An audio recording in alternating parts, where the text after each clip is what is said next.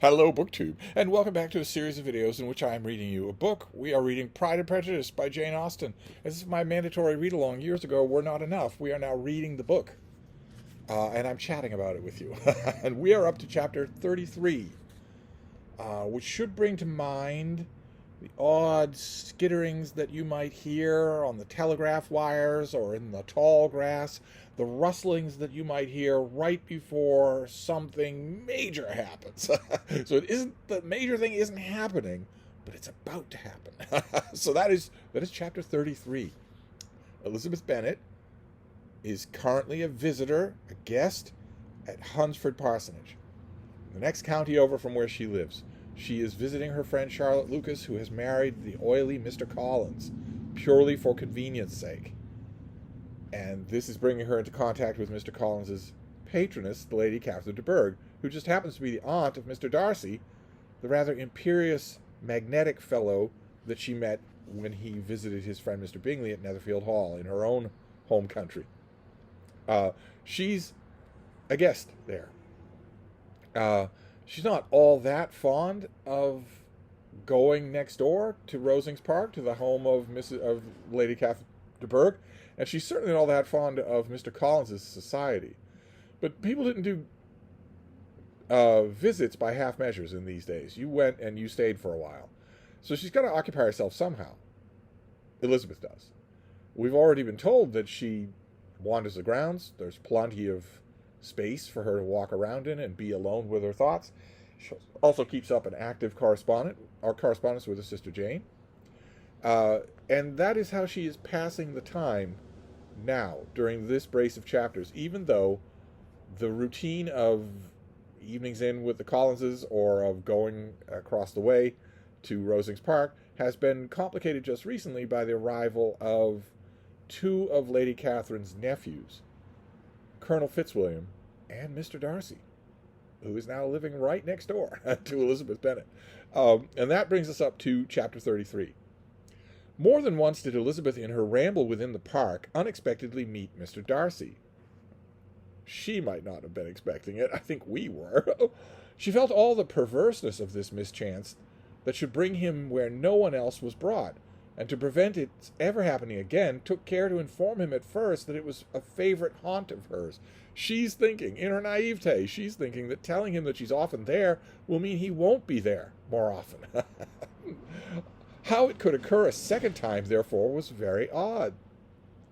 Yet it did, and even a third. It seemed like willful ill-nature, or voluntary penance, for on these occasions it was not merely a few formal inquiries and an awkward pause, and then away, but he actually thought it necessary to turn back and walk with her.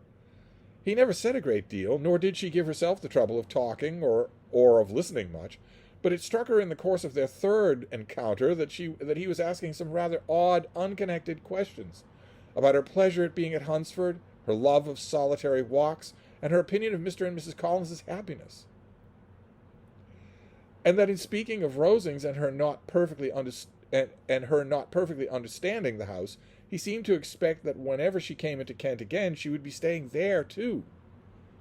His words seemed to imply it. Could he have Colonel Fitzwilliam in his thoughts? Fitzwilliam has been partial to Elizabeth.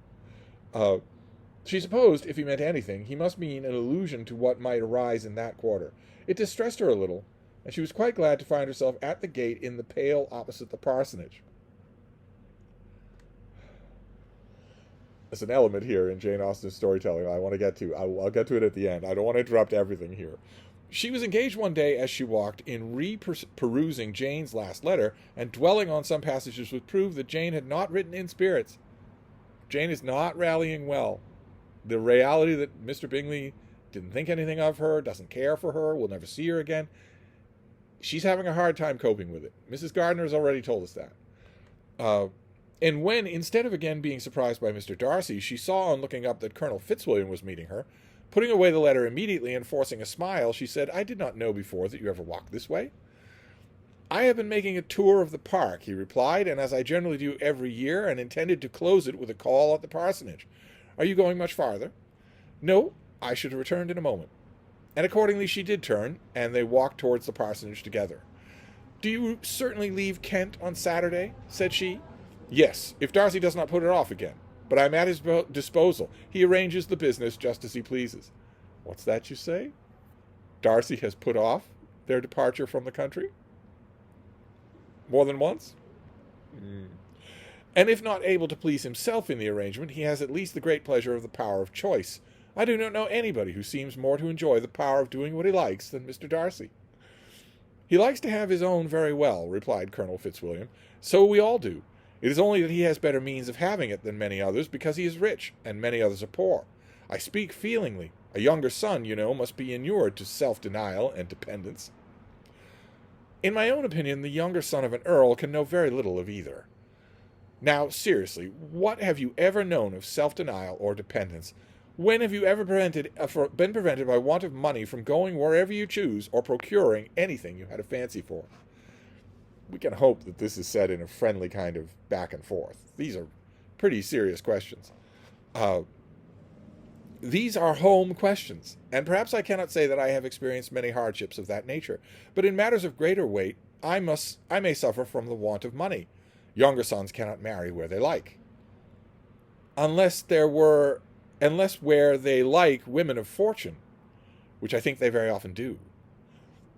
Our habits of expense make us too dependent, and there are not many in my rank of life who can afford to marry without some attention to money.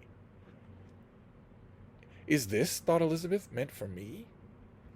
And she colored at the idea, but, recovering herself, said in a lively tone, And pray, what is the usual price for an earl's younger son?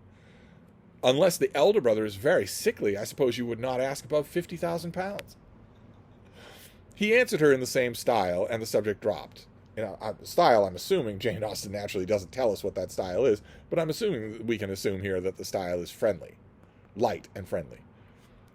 To interrupt a silence which might make him fancy her affected with what had passed, she soon afterwards said, I imagine your cousin brought you down with him chiefly for the sake of having somebody at his disposal. I wonder that he does not marry to secure a lasting inconvenience of that kind, for perhaps his sister does as well for the present, and as she is under his sole care, he may do what he likes with her. This is more joking on Elizabeth's part, but as usual, it's barbed. She's saying that Darcy likes to have someone to boss around. Which doesn't seem far from the mark. Bingley comes to mind, right? And maybe Colonel Fitzwilliam, and maybe his own sister. No, said Colonel Fitzwilliam, this is an advantage which he must divide with me. I am joined with him in the guardianship of Miss Darcy. Are you indeed? And pray what sort of guardians do you make? Does your charge give you much trouble? Young ladies of her age are sometimes a little difficult to manage, and if she has the true Darcy spirit, she might like to have her own way. As she spoke, she observed him looking at her earnestly, and the manner in which he immediately asked her why she supposed Miss Darcy likely to give any uneasiness convinced her that she had somehow or other got pretty near the truth. She directly replied, You need not be frightened. I never heard any harm of her, and I dare say she is one of the most tractable creatures in the world. She's a very great favourite with some ladies of my acquaintance, Mrs. Hurst and Miss Bingley. I think I have heard you say that you know them. I know them a little. Their brother is a pleasant gentleman-like man. He is a great friend of Darcy's. Oh, yes, said Elizabeth dryly. Mr. Darcy is uncommonly kind to Mr. Bingley, and takes a prodigious great care of him. Care of him? Yes, I really believe Darcy does take care of him in those points where he most wants care. For something that he told me in our journey hither, I have reason to think Bingley very much indebted to him. But I ought to beg his pardon, for I have no right to suppose that Bingley was the person meant. It was all conjecture. Darcy has told Fitzwilliam something, but he hasn't put any names to it. Fitzwilliam has happened to meet Elizabeth Bennet on her walks about the park by random chance, and their conversation has randomly brought him to alluding to a story that Darcy told him about someone. And yet, it's all random chance. There's no calculation here at all, and yet the effect is monstrous. What is it that you mean? It is a circumstance which Darcy, of course, would not wish to be generally known, because if it were to get around to the lady's family, it would be an unpleasant thing. You may depend upon my not mentioning it. How early in this conversation do we think that Elizabeth knows what the story is? Is it already? Does she already think what it is? How many stories like this can there be? It's amazing that she holds her composure. And remember that I have not much reason for supposing it to be Bingley. When he told me what he told me was merely this, that he congratulated himself on having lately saved a friend from the inconveniences of a most imprudent marriage, but without mentioning names or any other particulars, and I only suspected it to be Bingley from believing him the kind of man to get into a scrape of that sort, and from knowing them to have been together the whole of last summer. Did Mr. Darcy give his reasons for this interference? I understood that there were something very strong objections against the lady. And what arts did he use to separate them? He did not talk to me of his own arts, said Fitzwilliam, smiling. He only told me what I have now told you. Elizabeth made no answer and walked on, her heart swelling with indignation. It has to be. Jane, it has to be.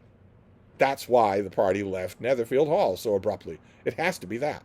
And here Darcy is congratulating himself about it to another friend. After watching her a little, Fitzwilliam asked her why she was so thoughtful. I am thinking of what you have been telling me, said she. Your cousin's conduct does not suit my feelings. Why was he to be the judge? You are rather disposed to call his interference officious? I do not see what right Mr. Darcy had to decide on the propriety of his friend's inclination, or why, upon his own judgment alone, he was to determine and direct in what manner that friend was to be happy. But, she continued, recollecting herself, yes, indeed, recollecting herself, as we know none of the particulars, it is not fair to condemn him. It is not to be supposed that there was much affection in the case. That is not an unnatural surmise, said Fitzwilliam, but it is lessening the honor of my cousin's triumph very sadly. In other words, it's not so much of an accomplishment on Darcy's part to save his friend from an imprudent marriage if there wasn't much affection anyway, if it wasn't ever going to come to anything. This was spoken jestingly, but it appeared to her so just a picture of Mr. Darcy that she would not trust herself with an answer, and therefore, abruptly changing the conversation, talked on indifferent matters till they reached the parsonage. There, shut into her own room, as soon as their visitor left them, she could think without interruption of all that she had heard. It was not to be supposed that any other people could be meant than those with whom she was connected. There could not exist in the world two men over whom Darcy had such boundless influence. That he had been concerned in the measures taken to separate Mr. Bingley and Jane, she had never doubted, but she had always attributed to Miss Bingley the principal design and arrangement of them. If his own vanity, however, did not mislead him, he was the cause. His pride and caprice were the cause of all that Jane had suffered, and still continued to suffer. Because remember, Elizabeth was reading over a letter from Jane, and it's pretty obvious that Jane is miserable. He had ruined for a while every hope of happiness for the most affectionate, generous heart in the world, and no one could say how lasting an evil he might have inflicted. There were some very strong objections against the lady, were Colonel Fitzwilliam's words, and these strong objections probably were her having one uncle who was a country attorney, another who was in business in London. To Jane herself, she exclaimed, there could be no possibility of objection, all loveliness and all goodness as she is. Her understanding excellent, her mind improved, her manners captivating. Neither could anything be urged against my father, who, though with some peculiarities, his abilities which Mr. Darcy himself need not disdain, and respectability which he will probably never reach. When she thought of her mother, indeed, her confidence gave way a little. Yeah, she's vulnerable there. But she would not allow that any objections there had any material weight with Mr. Darcy, whose pride, she was convinced, would receive a deeper wound from the want of importance in his friends' connections than from their want of sense. And she was quite decided at last that he had been partly governed by this worse kind of pride, and partly by the wish of retaining Mr. Bingley for his sister. The agitation and tears which the subject occasioned brought on a headache, and it grew so much worse toward the evening that, added to her unwillingness to see Mr. Darcy, it determined her not to attend her cousin at Rosings, where they were engaged to drink tea. Mrs. Collins, seeing that she really was unwell, did not press her to go, and as much as possible prevented her husband from pressing her, but Mr. Collins could not conceal his apprehension that Lady Catherine's being rather displeased by her staying at home. We know already that Elizabeth has not been present every time the party has trooped over there to Rosings. There have been other times where she wasn't present. But here I guess she's been specifically invited, they all have, and she's begging off for a headache. And that probably won't please her ladyship. But the thing that strikes me about this passage, about that last bit, that last paragraph, is that this reduced Elizabeth to tears. She was crying over the misery of her sister that was brought on by this officious busybody, Mr. Darcy.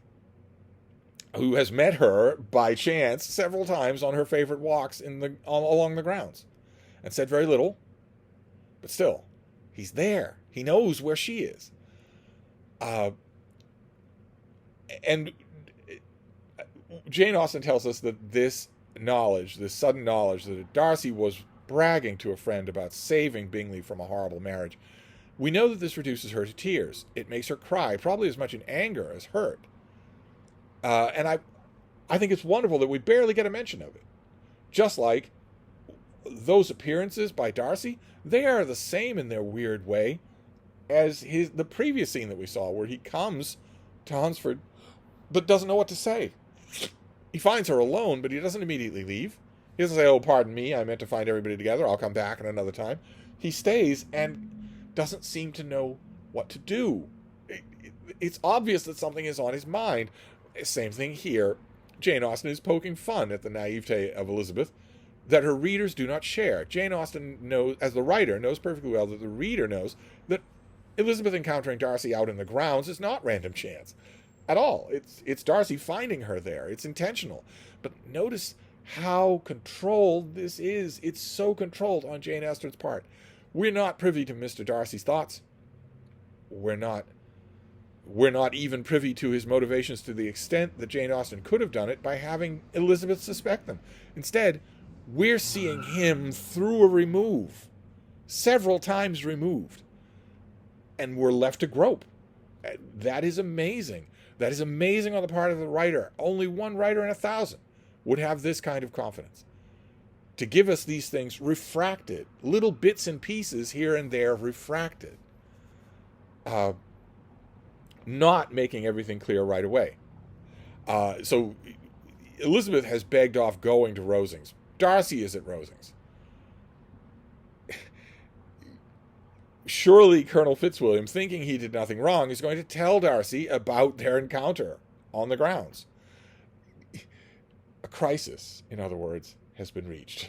And next chapter, it explodes all over the place. So we'll wrap this up for now. We'll get to that chapter next time. Thank you, BookTube.